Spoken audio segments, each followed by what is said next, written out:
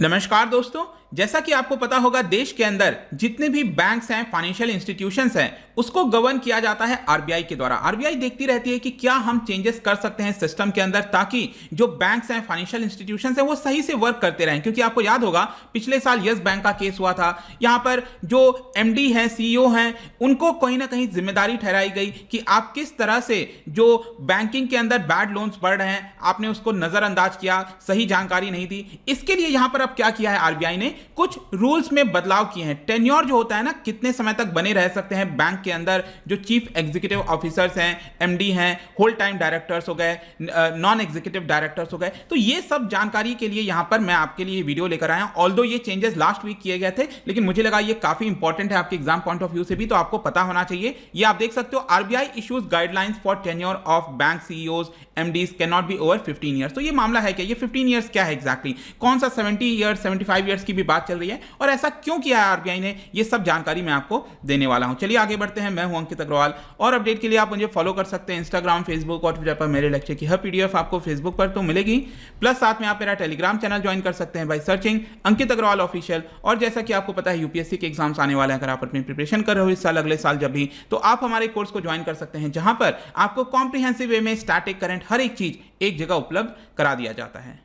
चलिए सबसे पहले यहां पर देख लेते हैं एग्जैक्टली हुआ क्या है। तो आरबीआई ने पिछले हफ्ते, मैं बता रहा था आपको, यहां पर जो गवर्नेंस है बैंकों का, उसमें कुछ चेंजेस किए। अब याद रखिएगा, ये कंपनीज के लिए लागू नहीं है। कंपनीज मतलब जो प्राइवेट कंपनीज होती हैं, रिलायंस या इस तरह के, ये क्योंकि आरबीआई तो गवर्न करती है बैंकों को, तो ये बैंकों के ऊपर लागू है। अब कौन से बैंक, जैसे कि प्राइवेट बैंक्स हो गए हमारे देश के अंदर, स्मॉल फाइनेंस बैंक हो गए, wholly owned subsidies of foreign banks हो गए, जो कि यहां पर प्रॉपर तरीके से काम करते हैं। लेकिन हाँ, अगर कोई फॉरेन बैंक है जिसके कुछ ब्रांचेस हैं भारत के अंदर, उसके ऊपर लागू नहीं होगा। ठीक है, ये यहां पर इन सभी के लिए लागू होगा। ये इनफैक्ट मैं बता दूं, एनबीएफसी जो नॉन बैंकिंग फाइनेंशियल कंपनीज होती है ना, उनके ऊपर भी ये लागू नहीं होगा। सिर्फ और सिर्फ बैंक के लिए, मैं बार बार रिपीट कर रहा हूं। ठीक है, तो यहां पर चेंजेस क्या किए गए हैं, सबसे पहला है 15 ईयर रूल। अब देखिएगा, कोई भी कंपनी होती है, बैंक होती है, उसको यहां पर किसके द्वारा, मतलब सुपरविजन किसका होता है, ऊपर होता है बोर्ड ऑफ डायरेक्टर्स का। ठीक है, बोर्ड ऑफ डायरेक्टर्स, यहां पर कई सारे डायरेक्टर्स होते हैं, उसमें भी आप देखोगे एक होते हैं आपकी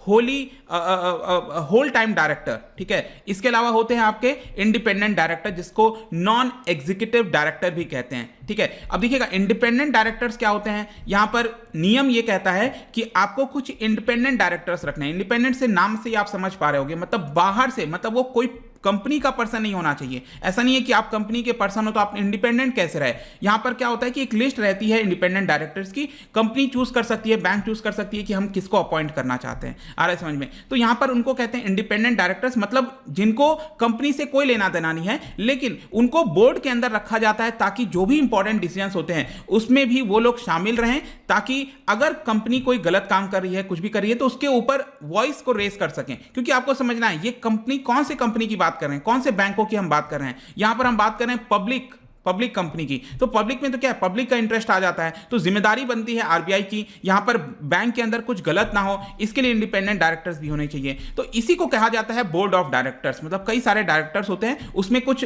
कंपनी के भी पर्संस होते हैं, जैसे कि सीईओ को मैं बता दूं, ये एमडी भी कहा जाता है, मैनेजिंग डायरेक्टर। ठीक है, सीईओ या फिर मैनेजिंग डायरेक्टर। यूजुअली जहां तक देखोगे आप, तो जो यूके वाला सिस्टम है, यूनाइटेड किंगडम, वहां पर एमडी की पोस्ट इस तरह से कही जाती है। यूएस वाले सिस्टम में सीईओ, लगभग सेम ही होता है, थोड़ा बहुत डिफरेंस है, कई बार दोनों को भी रख दिया जाता है, वो एक पूरा अलग मैटर है। लेकिन एमडी और सीईओ ध्यान रखिएगा, यहां पर जो मैंने सीईओ लिखा है वो है चीफ इकोनॉमिक ऑफिसर, मतलब फाइनेंस से रिलेटेड जो चीजों को देखा जाता है, चीफ इकोनॉमिक ऑफिसर। तो अब देखिए यहां पर हुआ क्या है, जो मैनेजिंग डायरेक्टर है, चीफ इकोनॉमिक ऑफिसर है, होल टाइम डायरेक्टर है। अब होल टाइम डायरेक्टर का मतलब क्या हुआ, ये इंडिपेंडेंट डायरेक्टर की हम बात नहीं कर रहे हैं। होल टाइम डायरेक्टर का मतलब है कि वो कंपनी का पार्ट है। इंडिपेंडेंट डायरेक्टर क्या होता है कि वो आता है फिर चला भी जाता है, 1 साल 2 साल, डिपेंड करता है क्या नियम कानून है, उसके हिसाब से वो वापस चेंज भी होते रहते हैं इंडिपेंडेंट डायरेक्टर्स। लेकिन होल टाइम डायरेक्टर्स मतलब वो कंपनी का ही पार्ट है वो पर्सन। तो इन सभी लोगों के लिए वो डायरेक्टर के पद पर, मतलब इस बोर्ड के अंदर 15 साल से ज्यादा नहीं बने रह सकते। ध्यान रखिएगा, 15 साल से ज्यादा अब वो नहीं रह सकते हैं, ऐसा नियम आया है आरबीआई के द्वारा। और यहां पर आरबीआई ने बोला है कि अगर उनको रीअपॉइंट होना है, अगर वो चाहते हैं कि 15 साल के बाद भी बने रहें, तो एटलीस्ट 3 साल का गैप होना चाहिए मिनिमम। और ये जो 3 साल का गैप है ना, इसमें भी उस बैंक के साथ वो जुड़े नहीं होने चाहिए। सपोज मैं कहता हूं एक्सिस बैंक है, ठीक है। तो इसमें बोर्ड ऑफ डायरेक्टर्स थे कुछ, तो एक पर्सन का 15 साल पूरा हो गया तो उसको यहाँ पर हटना पड़ेगा उस बोर्ड के ऊपर से, ठीक है। हटने के बाद क्या है कि 3 साल के बाद वो वापस आ सकता है अगर बहुत जरूरी है, अगर नेसेसरी है, ऐसा लगता है कि उसका आना जरूरी है, बोर्ड के अंदर इंपॉर्टेंट डिसीजन चाहिए तो फिर उसको लाया जा सकता है। लेकिन इस 3 साल के पीरियड के बीच में उस एक्सिस बैंक के साथ वो जुड़ा हुआ किसी भी प्रकार से नहीं रहना चाहिए। तो इन सब के लिए अब यहां पर पाबंदी लगा दी गई है कि 15 साल से आप ज्यादा नहीं बने रह सकते हो।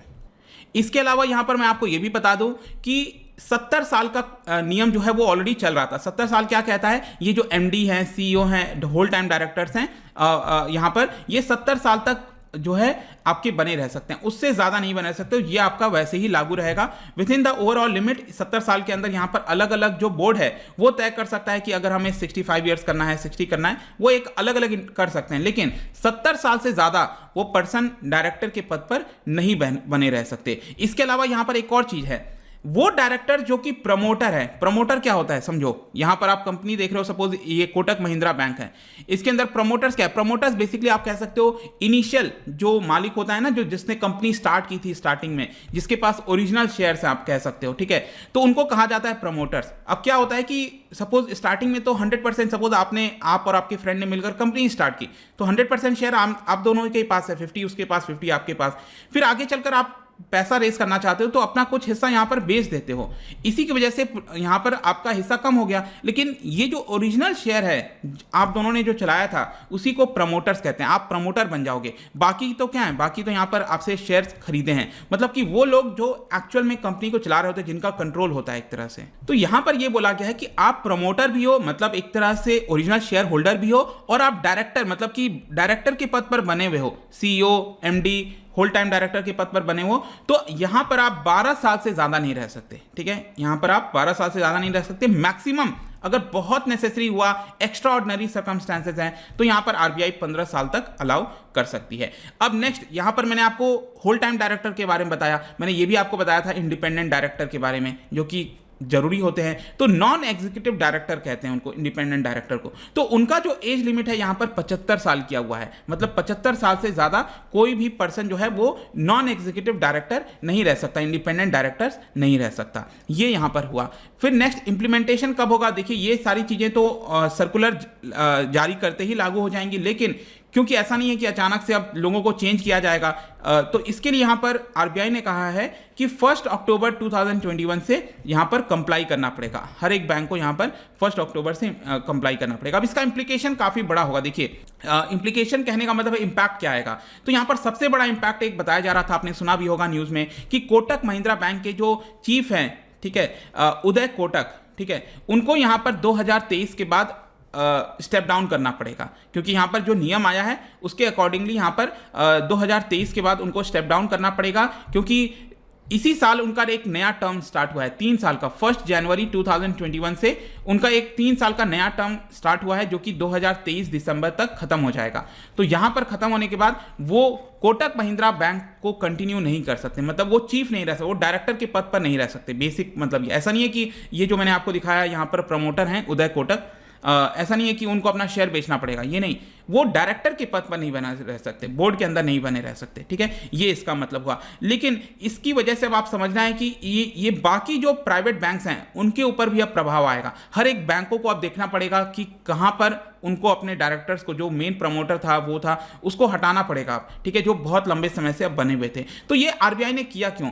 बहुत ही सिंपल है। देखो यहां पर क्या होता है, वेस्टेड इंटरेस्ट हो जाता है। किसी भी पर्सन को आप बहुत लंबे समय तक एक बोर्ड पर रखे रहोगे और वो कुछ गलत काम कर रहा है तो वो कंटिन्यू रहता है। जैसे यस बैंक का यहां पर केस बताया जा रहा था पिछले साल, जो Kapoor family, I am sure आपने सुना होगा, तो वो लोग क्या कर रहे थे, बैड लोन भरता जा रहा था, अपने ही किसी को यहां पर लोन वगैरह दे रहे थे, जिसकी वजह से किसी को पता नहीं चल पा रहा था, आरबीआई को भी नहीं पता चल पाया। तो यहां पर क्या है, डायरेक्टर्स वगैरह बदलते रहेंगे एक लंबे समय के बाद, तो यहां पर चीजें ट्रांसपेरेंसी थोड़ी बहुत रहेगी, ठीक है। इसी की वजह से यहां पर आरबीआई ने डिसाइड किया है कि हम इसमें कुछ चेंजेस लाएंगे, क्योंकि अल्टीमेटली आरबीआई की जिम्मेदारी होती है कि यहां पर किस तरह से बैंकों को डूबने से बचाए, कोई खतरा ना हो। तो ये पूरा वीडियो था रिगार्डिंग आरबीआई का जो नया रूल आया है regarding the tenure of bank CEOs और सभी लोगों के ऊपर। जाने से पहले यहां पर क्या आप मुझे बता सकते हो कि प्राइवेट कंपनी में मैक्सिमम कितने मेंबर्स हो सकते हैं?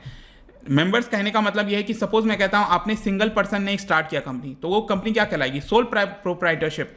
लेकिन आप 2 लोग मिलकर क्योंकि प्राइवेट कंपनी स्टार्ट करने के लिए एटलीस्ट 2 पर्सन तो चाहिए, तो यहाँ पर 2 लोग मिलकर एक प्राइवेट कंपनी स्टार्ट कर रहे हैं। लेकिन मैक्सिमम आपके कंपनी में कितने मेंबर हो सकते हैं, एम्प्लॉय की बात नहीं कर रहा हूं, जिसने स्टार्ट किया है, मैक्सिमम कितने हो सकते हैं। तो यहाँ पर इसका जो राइट आंसर है, देखिए मेरे इंस्टा पे तो आपको मिलेगा ही, यहाँ पर आप जा सकते हो। अगर आप वहाँ पर नहीं है कोई बात नहीं, टेलीग्राम से भी ले सकते हैं इसका राइट आंसर। मैं कई सारे एमसीक्यूज यहाँ पर डालता रहता हूँ स्टोरीज के फॉर्म में, आप जाकर प्ले कर सकते हो। अगर आप उनसे इकोनॉमी पढ़ना चाहते हैं, कोई भी कोर्स परचेज करना चाहते हैं, स्टडी IQ ऐप पर जा सकते हैं। आई होप की वीडियो आपको पसंद आया होगा। मिलता हूँ आपसे next time. Till then thank you very much, see you soon.